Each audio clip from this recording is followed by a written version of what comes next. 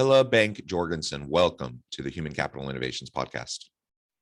Thank you so much, John. It's a pleasure being here. It is a pleasure to be with you. You're joining us from Copenhagen. I'm in Honolulu. So we have quite a time difference between us as we're joining together today. But those are the wonders of technology, isn't it? It's amazing. It's a wonderful opportunity to be with you. You have such a wonderful background. And today we're going to be talking about ESG insight and oversight and the Steward of the Future. The Steward of the Future piece is based on your recent book, Steward of the Future, a guide for competent boards. So we'll be talking about your book. And of course, we want to get into ESGs and really talk more about what organizational leaders and in this case, particularly boards can do along those lines to help with those sorts of goals and responsibilities within organizations. As we get started, I wanted to share Helle's bio with everybody.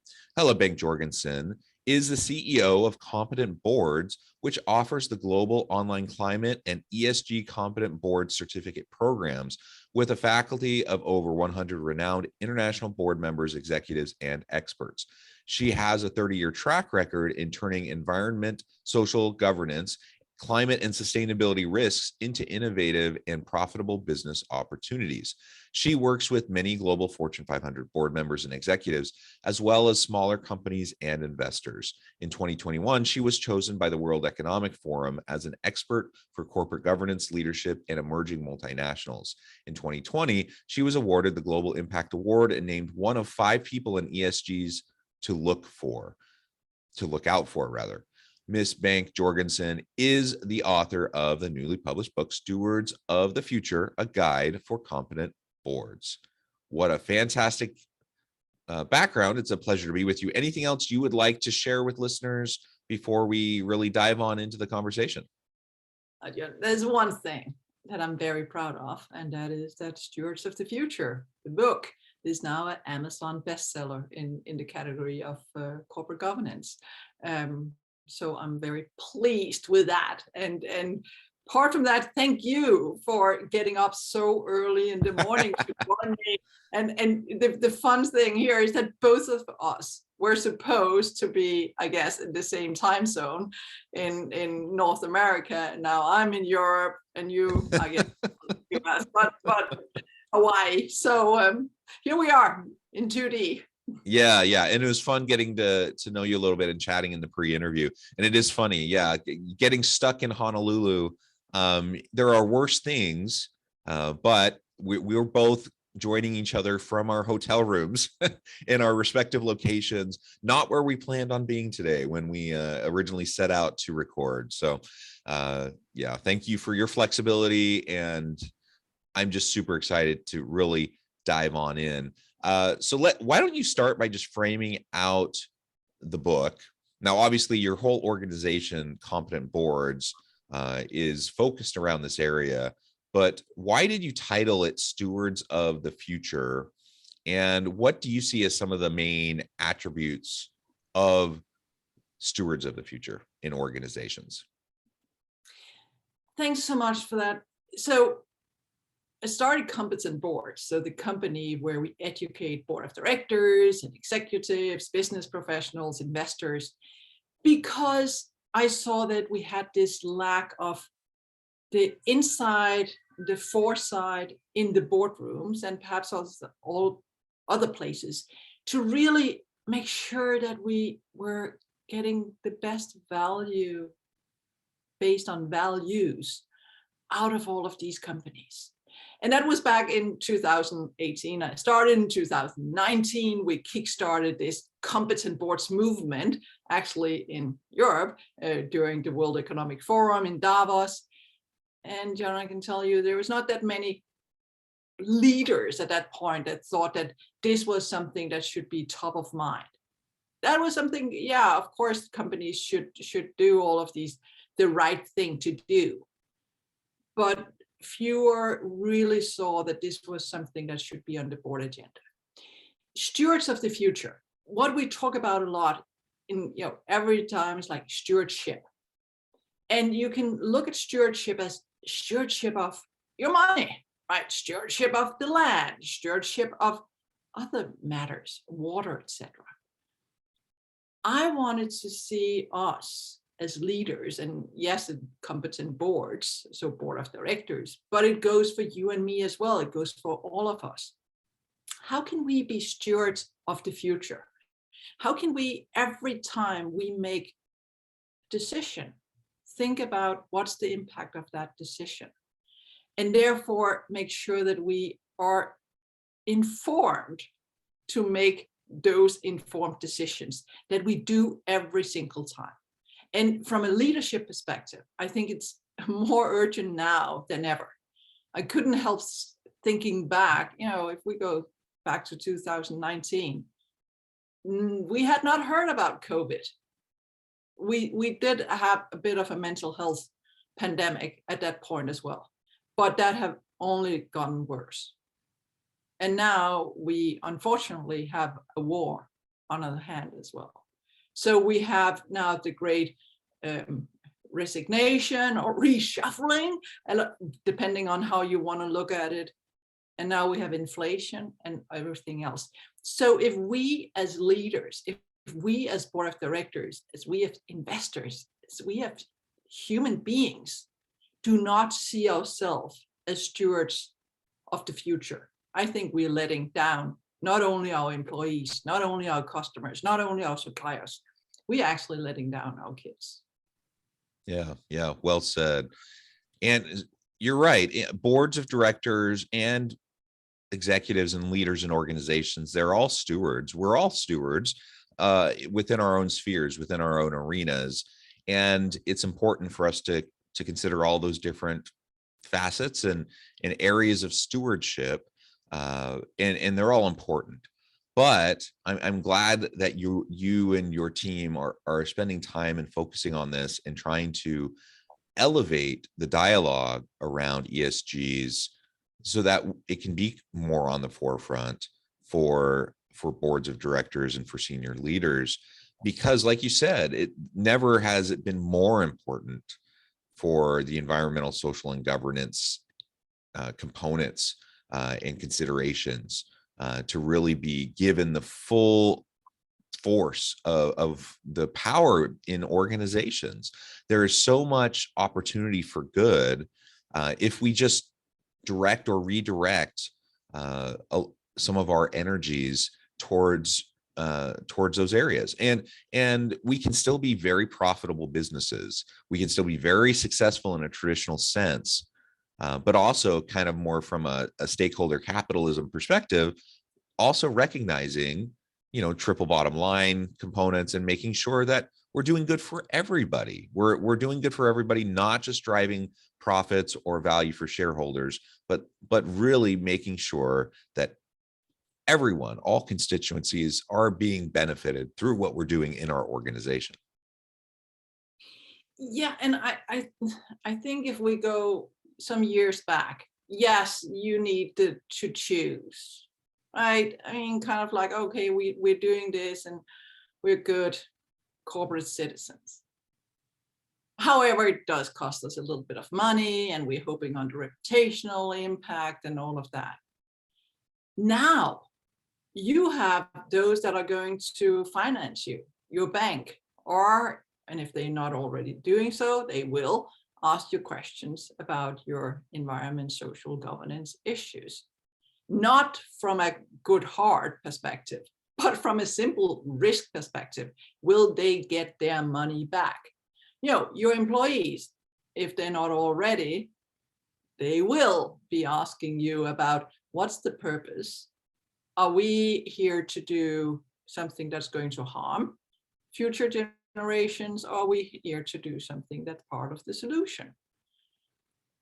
Talent, if they have not already, if you are able and if you're a successful company, you will hopefully be hiring people.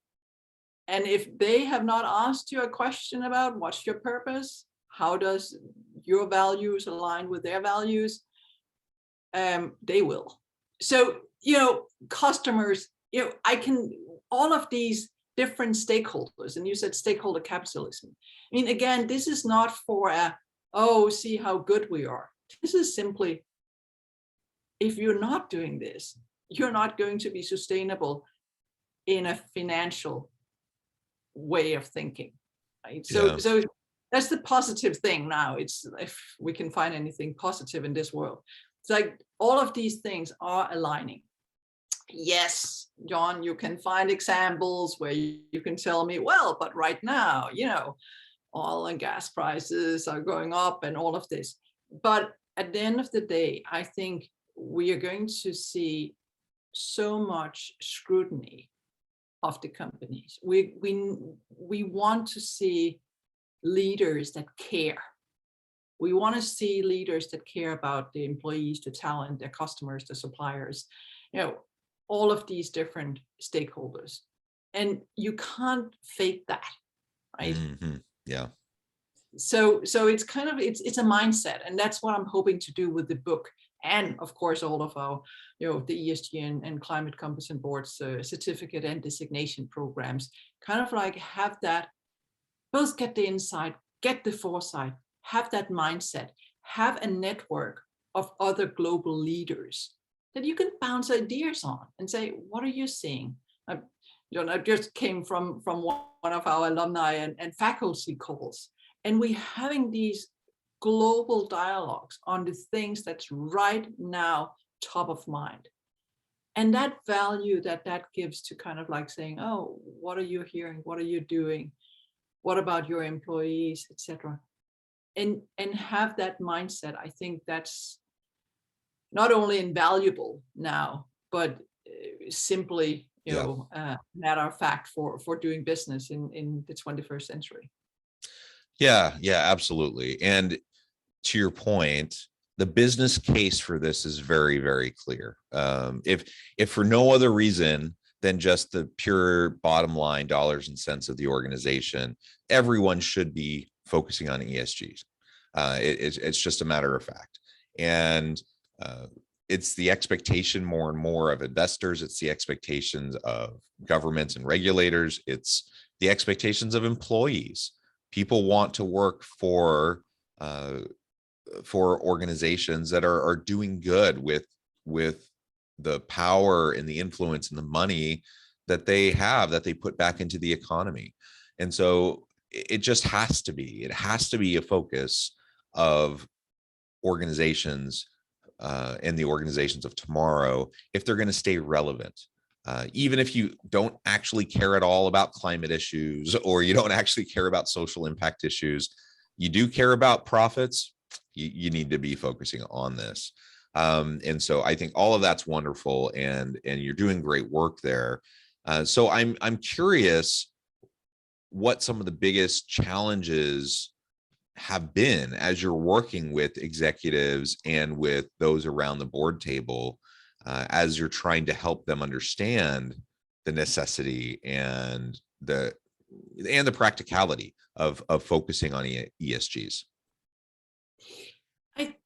Going back to that mindset and going back to what you said kind of like before, well, we can do all of this, but how much money will this cost? Instead of saying, okay, if we don't do this, how much money will it cost us? So there's a bit, and I see this change all the time, where suddenly you have more, instead of thinking silos, you think, how do all of these things interrelate? Instead of thinking short term or long term, you think, how do I make the right short term decisions to get to the right long term outcome? And that's perhaps where we talk ESG, and sometimes when you talk ESG, you could say, well, that's financial and it's a little bit of tick boxing, where you want to also think about the impact of those different actions that you make. And we can discuss a lot about all of these, but I see you have a little bit of that, oh, they're activists that's coming and saying something about our company, and why?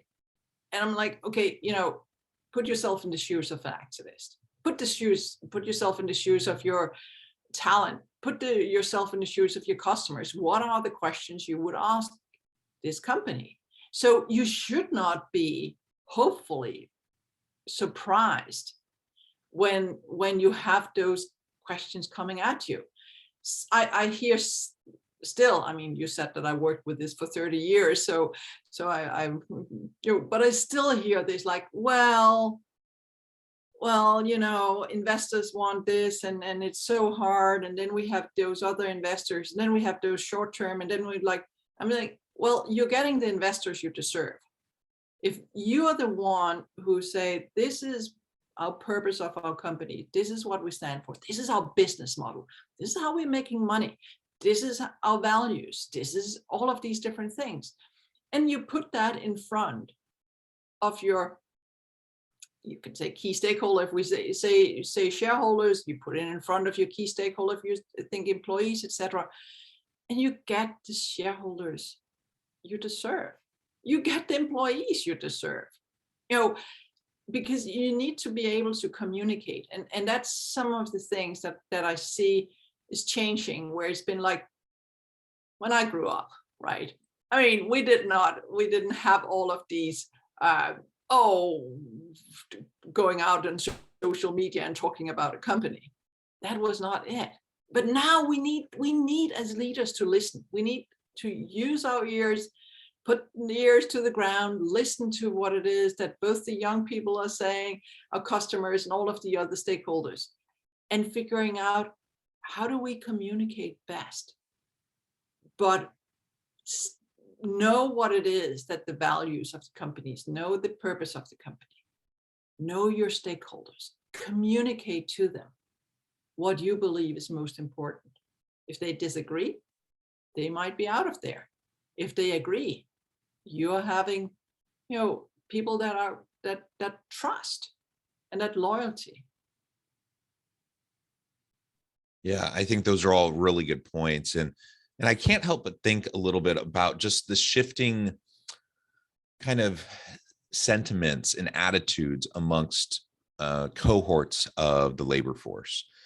So, you can't paint with too broad a brush. Obviously, everyone is different. Everyone has their unique perspectives and salient motivators. And so all of that, laying that out as a caveat up front, there also are some kind of common generational differences. And we know, for example, that younger millennial and Gen Z workers, they really not only want, but really demand a focus on social impact, ESGs, corporate social responsibility, ethical organizations. Like they really demand it. And if they don't see it, they're not working there. So you mentioned the great reshuffling, the great resignation, the great awakening, however we want to term it.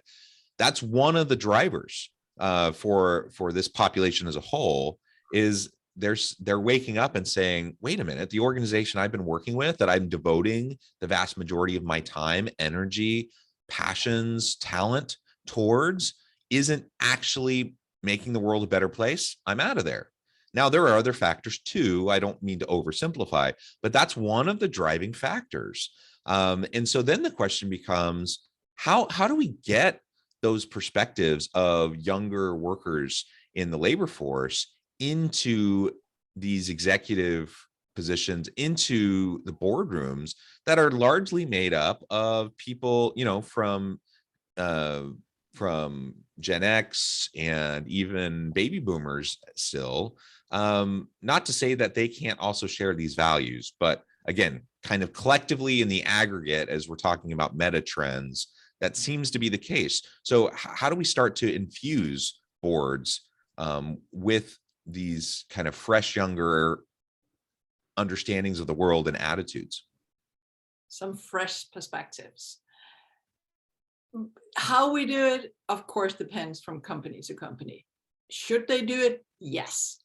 How they can do it, everything from, in every single organization, if you have, hired younger people, you have someone there that often are more than willing to actually give you their opinion.